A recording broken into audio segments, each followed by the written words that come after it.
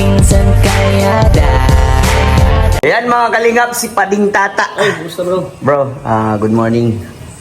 Kamusta na si Kalingap Tata? Okay lang bro. Ito pa rin. Kamusta ang pagbablog bro? Yung pagbablog natin.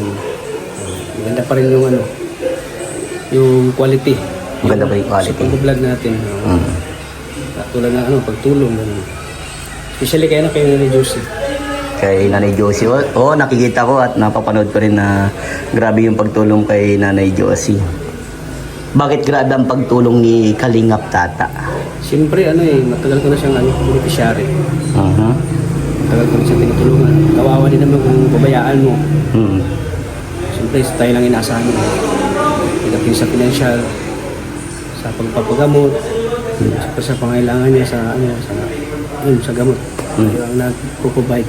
So, sa ngayon, kamusta na si Nanay Josie? Sa ngayon ay na-turnover ko na sa kanilang bahay. Okay, napauwi na. Sabi ko, yung pamilya na lang mag-aalaga sa kanya doon.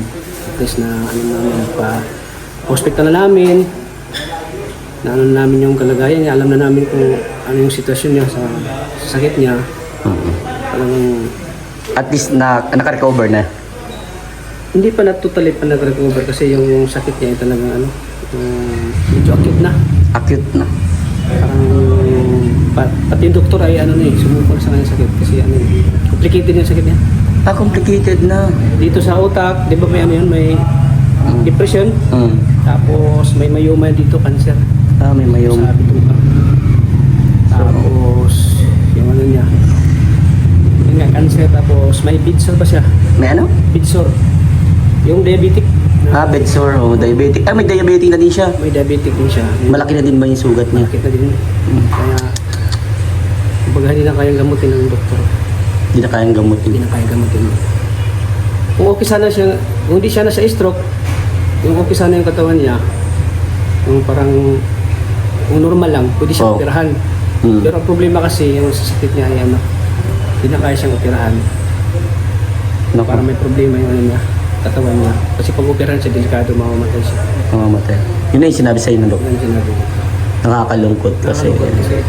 Sabi ko, alagaan niya na lang yan hanggang sa kung kailan tatagal ang buhay niya. So, ang gawin niya dyan, alagaan na lang. Siyempre, para sa'yo bro, gaano kahirap o kasakit na makikita mo yung beneficiary mo na ganun. Diba, sabi mo, ganyan yung nasabi ng doktor. Para sa'yo bro, gaano kasakit? Siyempre, napamahal na din sa'yo si Nanay Josie at ikaw yung tumutulong. Oo.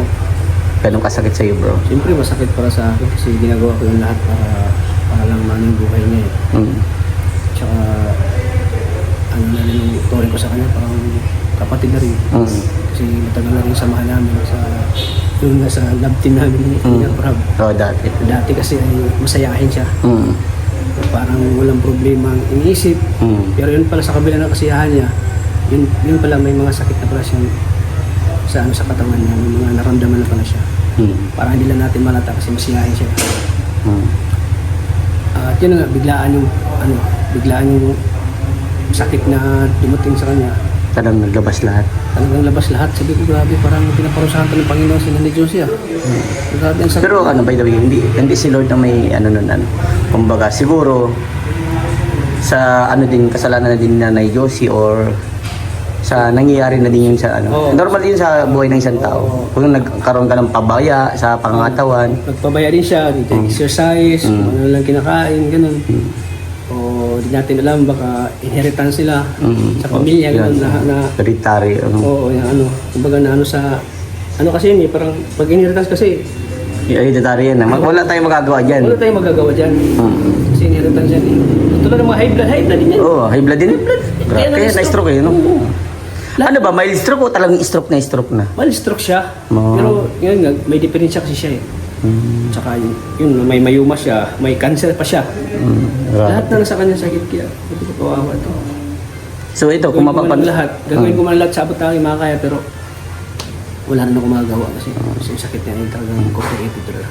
Ito bro, kung mapapanood dito ni Nanay Josie, ano yung pinaka-message mo para sa kanya? Yan, pinaka-message ko para sa kanya, lakasan na lang yung loob niya. Pagpakatatag na lang siya, yan, mag-pray na lang siya sa Panginoon, baka bigyan pa ng himala siya. Tsaka,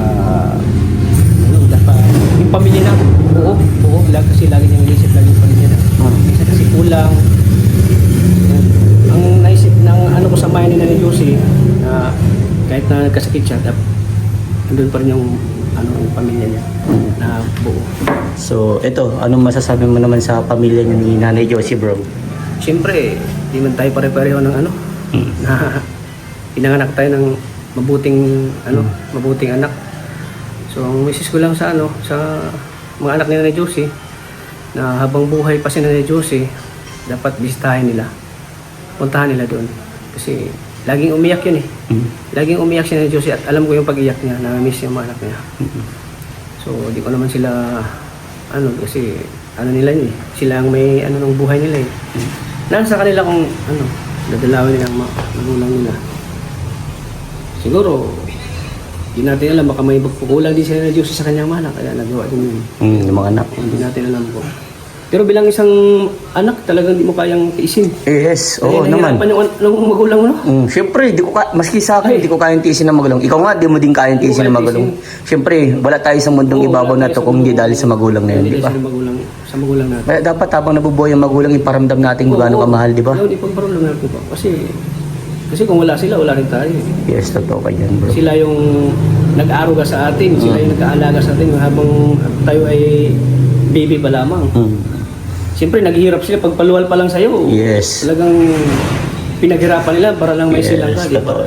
So ito, bro, ano yung sinabi mo sa mga sponsor ni Nanay Josie nung that time na nasa ospital siya? Ano yung mga nasabi mo? Kasi, di ba, nasabi mo, ganun kalungkot Napakahirap yung ganun.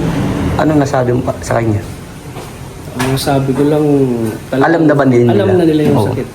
Ang ginagawa na nila, talagang full support pa lang sila kay Nanay Josie. Kasi nakita naman nila yung kalagayan ni Nanay Josie na need ng tulong. Kaya sabi ko, na-explain ko naman sa kanila na sana pag-pray na lang natin sa Nanay Josie kasi talagang hindi na kaya. Yung sakit niya. Kahit nasabihin na wala siyang binsur pero may cancer siya. Tapos pumutok pa yung ugat sa utak niya. Naku po. Malala na talaga. Hindi na kaya kung hintayin na lang talaga na kumbaga kung saan yung buhay ni Nanay Josie, kung saan yung hangganan ng buhay niya. Kaya ni-explain ko sa mga sponsor na papadala. Sabi ko, okay lang yung Kalingap Tata. Sabi ko, basta andito lang kami. Supportan mo sa'yo. Pero alam na namin na ganyan ang kalagayan ni Nanay Josie. Basta alagaan na lang nila daw.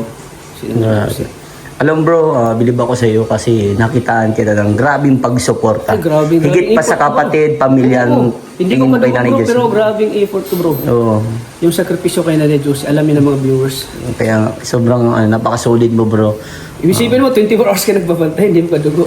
Yes, hanggang umaga pa. Grabe Kasi nung that time kasi walang bantay. Niwanan kaya pursige kami magbantay doon. Grabe yung sakripisyo mo bro. Talaga. Pero sana bro, marami pang blessing dumating sa'yo kasi napakabuti mong tao. Kasi ginawa mo lahat.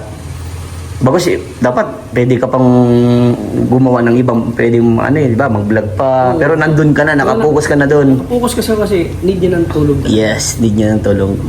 Kaya, nagpapasalamat din ako sa mga tumutulong din sa akin na hindi ako nag-iisa kasi pag nag-iisa ako sobrang hirap bro. Yes. Sa gastusin pa lang. Grabe. Mamulubi ka. So ito bro, anong message mo bro sa mga sumusuporta kay Kalingap Tata? Ay, ang message ko lang sa mga sumusuporta sa akin, sana po ay huwag kayong magsawang suportahan po ang aking channel kasi nakita niyo naman yung channel ko ay pagtulong, pure charity. Bihira nila yung mga BTS. Charity ako ngayon talaga nakapokus ako sa pagtulong po. Yes. Sana suportahan niyo po ang channel ko dahil po ay naghahanap pa tayo ng deserving na matulungan po. Yeah. So sa mga sponsor mo bro? Sa mga sponsor ko po, maraming salamat po sa patuloy niyo pong suporta sa aking channel dahil kayo po ang katuwang ko sa pagtulong. So hindi ko magagawa ang lahat kundi dahil sa inyo, especially sa sa pagbibigay ng tulong po. Kayo nagpo-provide din sa akin. So, kumbaga kayo ang partnership ko katuwa sa pagtulong. Yeah. Malaking tulong po ang mga sponsor na tumutulong sa mga nagcha-charity. Yeah. Supportahan po natin mga Kalingap Tata. Yes. Sobrang solid mo bro. Support din natin po si Vincent Calyada po mga Kalingap. Napakasipag din po na charity vlogger. Yeah. Thank you bro and God bless. Bye-bye Okay, bro. Thank you.